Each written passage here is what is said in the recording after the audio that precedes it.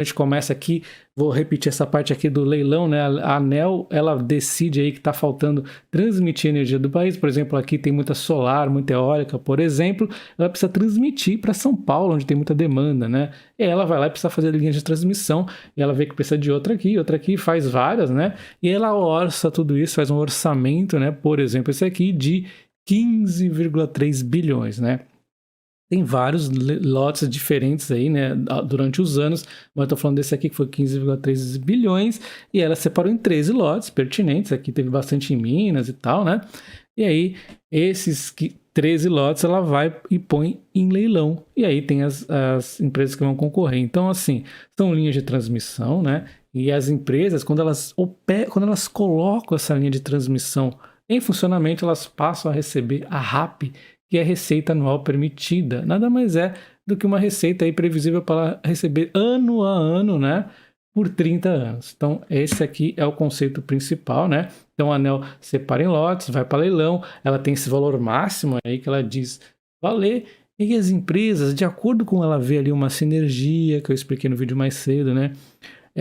Ou a possibilidade de antecipação, ter outros aí pontos de melhoria, conforme ela vai vendo que ela consegue diminuir esse valor previsto máximo aqui da ANEEL, ela vai dando lance e diante a concorrência elas vão aí cada vez pondo lances menores. É melhor para o Brasil, que tem valores mais baratos de energia, e pior para a empresa se a margem ficar muito ruim, muito apertada, né? Caso o valor fique muito baixo. E é isso que nós vamos calcular. Todas essas RAPs aqui, elas são reajustadas pelo IPCA. Então, baseado na RAP, que é reajustada pelo IPCA anualmente e é receita aí por 30 anos, mais o custo que as empresas vão ter aí em relação a essas obras, a gente consegue uma previsão básica, né? Por exemplo, aqui a Taesa, né? O quanto que ela vai receber de RAP e quanto a ANEEL falou que isso aqui custa. Daria, então, para a Taesa, no caso do ano passado, já vou vir para esse ano, um PCA de 7,4. Só que não é reajustado pelo IPCA, eu acabei de falar, né? Então a RAP é IPCA mais 7,4. Isso aqui numa situação mínima. Só que, como eu comentei no vídeo anterior, as empresas elas costumam ter sinergia, elas costumam fazer um monte de coisas para dar uma rentabilidade maior para elas, e aí a gente consegue imaginar talvez um IPCA um pouquinho maior. 17% eu adotei aqui, para a gente pegar um número um pouquinho maior, IPCA 8,9, por exemplo, a 2021. Mas tem um monte de outras coisas, também tem a parte do risco, mas são poucos, e pode piorar esse número aqui, mas de modo geral elas conseguem sempre uma eficiência melhor aí sobre os leilões, bem mais até do que os 17% que eu coloquei, tá? Só pus um número bem pés no chão. E quando a gente começa a analisar os lotes de 2022, a gente tem aqui a ANEEL Energia, que apoiou bastante hoje, por conta desse lote significativo aqui de 360 milhões e 50% de deságio. Então ela pagou 50% a menos do que a ANEEL estava aceitando pagar por conta da concorrência, obviamente. Esse é aquele lote que Copel e Engie estavam querendo, e também a Transmissão Paulista e a Taesa por conta das sinergias. E aí vem a segunda questão. A ANEEL Energia topou pagar um preço tão arriscado e ela nem vai ter tanta sinergia quanto a Transmissão Paulista e a Taesa tem, né? Ela também tem uma situação de dívida, mas ela tem muito crescimento aí para vir agora, né? Então, assim, tem que entender aí a história da empresa, mas o mercado exagera, né? De qualquer forma, não deixa de ser um bom negócio, um negócio extremamente previsível, tá? A questão é que talvez, né, o mercado tenha visto ela muito agressiva aqui, talvez esse lote até se encaixasse melhor com a Taesa e a Transmissão Paulista. Enfim, a gente pode precificar aqui um PCA mais 7,3 e um IPCA 8,8, contando uma sinergia de 17%, uma sinergia padrão aqui que eu estou adotando, mas, né, a gente tem que ver caso a caso, tá? 8,8 aí para a ANEEL Energia. IPCA, né? Porque é ajustada pelo IPCA. Transmissão Paulista, na linha aí do segunda fase, ela conseguiu mais uma RAP de 13,43, uma redução aqui de 59,21, né? O CAPEX, né? Um deságio. E daria então IPCA 5,8 e IPCA mais 7, se ela conseguir a eficiência de 17%, mas eu já vou antecipar para vocês, vou explicar tudinho que ela falou. Ela prevê bastante redução de CAPEX aqui, tá? Mas é previsão, né? Então tem que ver se confirma. Enquanto no lote 3 ela ganhou hoje mais cedo, que eu já falei, né? 285 milhões, 46,75 aqui de deságio, e essa aqui foi muito maior, né? 275 milhões, esse aqui que foi a grande importância, 7,8 aqui de IPCA+, e IPCA mais 9,4 se ela conseguir uma eficiência de 17%. Aqui ela já falou. Bom, já vou explicar um pouco mais sobre isso, tá? Então a Taesa nós temos aqui uma RAP de 18,8, 48 de deságio, né? IPCA mais 7,7, IPCA mais 9,3 no cenário de eficiência, enquanto a Neoenergia conseguiu outro lote, 38,2, um deságio de 45,7, IPCA mais 7,5, IPCA mais 9,2, contando um bônus aqui, né? A Engie também recebeu um lote pequeno, 9,5, deságio grande de 59%, PCA mais 6,4, PCA mais 7,7, contando uma eficiência. E uma surpresa no lote 8, com o Eletronorte voltando e a Eletrobras voltando ativa depois de muitos anos.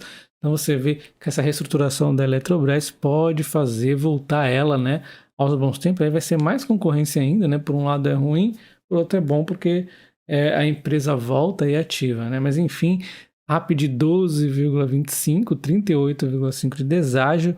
Então um deságio interessante que deu um IPCA de 11,1 e 13,4 contando uma certa eficiência. Então você vê que não teve tanta concorrência. Quanto mais distante, maior aí os preços que ela vai conseguir, menor a concorrência. A gente vê lá no norte, teve uma empresa que conseguiu com um deságio de 5 e poucos por cento. Então foi praticamente o preço que a ANEEL topava pagar no máximo, né? Então depende muito analisar essas sinergias aí, né? Dando uma olhada nas empresas, a gente vê a Taesa aí oscilou entre positivos e negativos durante o dia inteiro, Transmissão Paulista também, a Neoenergia ficou boa parte no negativo, chegou a bater quase 6%, né? Energisa 1,5% negativo, enquanto a Eletrobras aí 0,6% positivo. Da Transmissão Paulista, que foi para mim a grande vencedora aí do leilão de hoje, né, em termos aí de qualidade barra quantidade, ela tem aí hoje em operação um portfólio bastante focado aqui no sul-sudeste, né, bastante em São Paulo, né, mas também tem aí um pouco espalhado. Ela tem hoje então 3,3 bilhões, né, em RAPs, 123 subestações, isso aqui está em operação, mas ela também tem em construção, tá? Ela tem construção um pouquinho mais espalhada aqui, ó, no sul-sudeste do Brasil, né, onde 480 milhões aí de RAP, né, para entrar. E nós já vimos, né, os lotes que ela venceu, que foi o 3 e o 6, né, e o 3 em Minas e Espírito Santo e o 6 em São Paulo, né. Ela tem 60 meses para instalar o lote 3 e 42 meses para instalar o lote 6, tá? Vamos dar aqui uma olhada nos valores. Então, previstos aí pela ANEEL seriam 3,9 bilhões, né, desses lotes arrematados pela Transmissão Paulista. São 2 lotes, dando aí 1.027 novas linhas de transmissão, 2.850 MVA de capacidade, 299 milhões,2 de RAP adicionada anualmente ali quando ela estiver concluída, né? Então, são aí o lote 3 e 6, está aqui 299,2, né? Então tá aqui os lotes posicionados. Então estão aqui os lotes posicionados, né, em São Paulo e aqui nessa região aqui, Minas e Espírito Santo, né? Então tem sinergias, conforme a empresa vai falar daqui a pouco. Nós temos então um crescimento da empresa que hoje tem 3,298 aqui de RAP, né? Ela já tem construção 480 e agora ela vai conseguir mais 286 e mais 13. Então, só disso aqui ela está saltando 7,9, né? Do total dela hoje está saltando 7,9 em referência já à situação dela com essas construções aqui.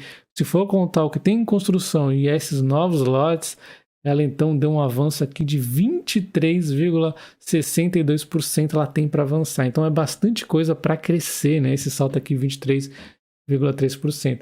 Subestações ela vai aumentar em 2,2, tem 2 aqui no lote 3 e uma no lote 6, MVA 3,5 e LT, linha de transmissão 5%. Mas o que a gente mais foca aqui é as RAPs, né?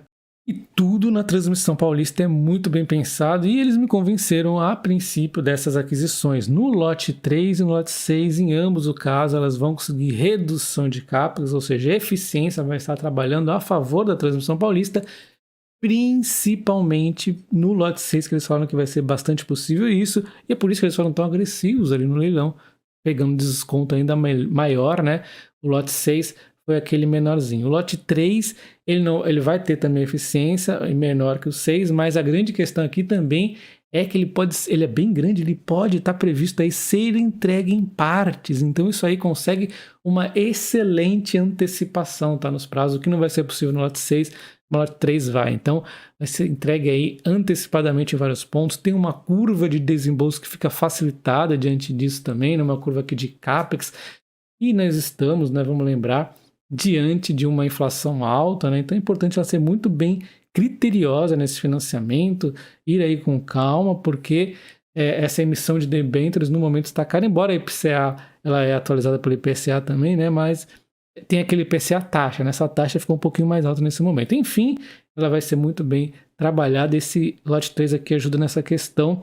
Esses projetos da Transmissão Paulista vão ser financiados com uma alavancagem de 80%. Então, 80% vai ser via debêntures de infraestrutura e 20% vai ser do caixa dela mesmo, segundo aqui essa estimativa inicial.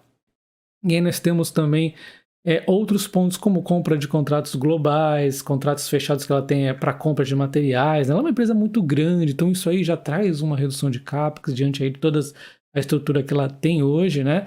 E tem também, nós já vimos o cronograma, já vimos o CAPEX, o financiamento, e tem a eficiência operacional, que é aquele negócio que a gente sempre fala, né? A sinergia. Ela não foi pegar uma linha de transmissão lá no norte, que para ela está muito longe. Ela foi pegar ali onde já está próximo, né? Tudo aí fazendo uma sinergia de custos operacionais e despesa administrativa com os ativos existentes. Então, maravilha, né? Uma margem de EBITDA entre 90% e 95%. E, além de tudo, ela também ficou de olho na questão tributária. Olha, nem pensei nessa questão aqui, hein?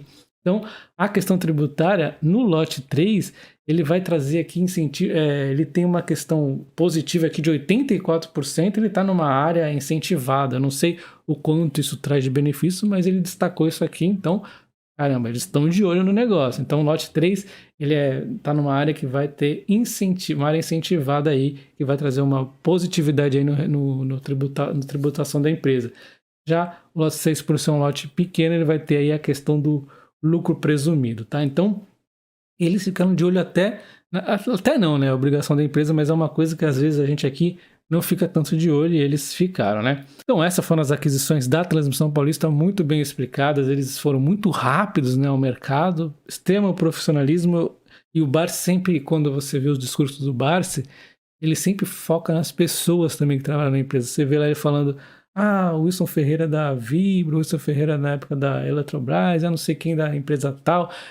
As pessoas são importantes, e no caso aqui da equipe da Transmissão Paulista, eles passam bastante confiança. Então, se caísse hoje, eu com certeza, antes mesmo de ver a apresentação, já estaria confiante de comprar mais. Aí é uma empresa que eu confio bastante.